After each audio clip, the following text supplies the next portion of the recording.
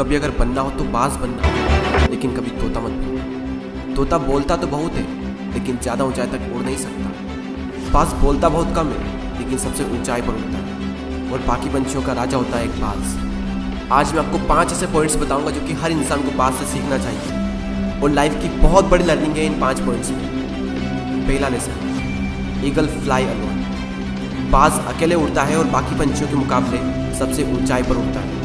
बाज अकेले उड़ेगा, लेकिन कभी भी चिड़िया और छोटे पंछियों के साथ नहीं उड़ेगा। बाज हमेशा या तो बाज के साथ उड़ता है या फिर अकेला उड़ता है। और इस समय ये सीख मिलती है कि छोटी सोच वाले लोगों से हमेशा दूर रहें और अकेले रहो, क्योंकि यही वो समय है जब खुद को जानने का असली मौका मिलता है। दूसरा लेसन, बाज का विजन बहुत ज़्यादा क्लियर होता है और बहुत ज़्यादा स्ट्रॉन्ग होता है। बाज अपने शिकार को 5 किलोमीटर दूर से ही देख लेता है, और जब एक बार उसे अपना लक्ष्य दिख जाता है तो उसके बाद चाहे रास्ते में कितनी भी मुश्किलें क्यों ना आए, वो अपने लक्ष्य को हासिल करके ही दम लेता है। इससे भी एक बहुत बड़ी सीख मिलती है कि अपना विज़न क्लियर रखो, और उसे हासिल करने में फिर चाहे कितनी भी मुश्किलें क्यों ना आए, पीछे मत हटो उस बाज की तरफ। तीसरा लेसन, बाज कभी भी मरे हुए जानवरों को नहीं खाता, वो हमेशा जिंदा शिकार करता है। और इससे हमें ये सीख मिलती है कि जो हमारा पास्ट है वो मर चुका है, तो अपने उन मरे हुए सड़े हुए थॉट्स पर ध्यान मत दो और अपनी आने वाली ताज़ी फ्रेश ज़िंदगी पर ध्यान लगाओ। अपने पास्ट की पुरानी यादें जो तुम्हें तंग करती है, उन्हें वहीं रहने दो जहाँ पर उसकी जगह है, और तुम्हारे पास्ट की जगह है तुम्हारे पास्ट में, उसे वर्तमान में जगह मत दो।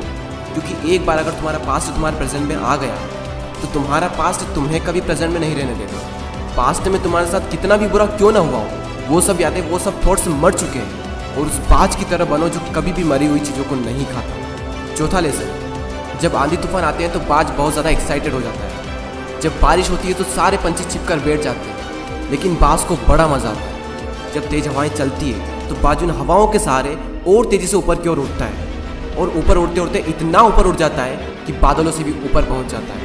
और इससे भी एक बहुत बड़ी सीख मिलती है कि मुसीबत में मज़ा ढूंढो। और नेपोलियन हिल ने एक बार कहा था कि हर बड़ी चुनौती अपने साथ में एक बहुत बड़ा अवसर लेकर आती है। तो उस बाज की तरह तुम भी अपने अवसर को पहचानो, और जिस दिन तुमने अवसरों को पहचान लिया तो सारी मुश्किलें तुम्हारे नीचे होगी और तुम उन मुश्किलों के ऊपर होगे।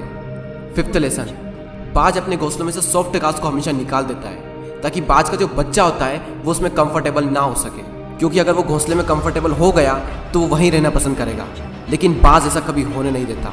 बाज एक पंछी है और उसे भी ये बात पता है कि there is no growth in comfort zone. लेकिन हम तो इंसान है ना, और इंसान होने के बावजूद भी कई सारे लोग इस बात को समझते ही नहीं। आप जितना ज़्यादा कंफर्ट जोन में रहोगे, आपकी लाइफ आने वाले टाइम में उतनी ही ज़्यादा अनकंफर्टेबल हो जाएगी।